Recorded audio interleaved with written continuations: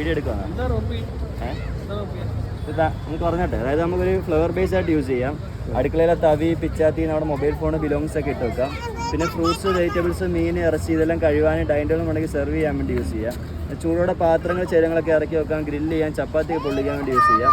പിന്നെ serving ബോളായിട്ട് dining table വണ്ടിക്ക് വെക്കാൻ പറ്റും. പിന്നെ കുട്ടികളൊക്കെ ഉണ്ട്, അവർ ഐറ്റംസ് സ്പൂണൊക്കെ ഇങ്ങനെ ഇടാം. ഇങ്ങനെ കമത്തി വെച്ചിട്ട് സ്പൂണൊക്കെ ഇങ്ങനെ കൊരുത്തിടാൻ പറ്റും. വലിയ സ്പൂണ്, പിച്ചാത്തി കാര്യങ്ങളൊക്കെയാണ് ഇങ്ങനെ കമത്തി വെച്ചിട്ട് ഇങ്ങനെ കൊരുത്തിടാൻ പറ്റും.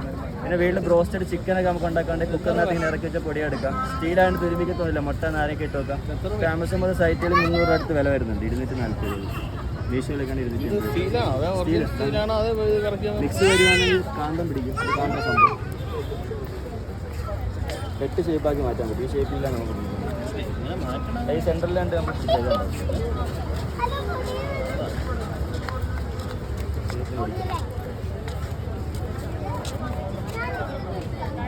ലാസ്റ്റും ഫസ്റ്റ് ഒന്നുമില്ല. ചെറിയ ലാഭം നമുക്ക് കൊടുക്കാം. 300 അടുത്ത് വില വരുന്ന സാധനം.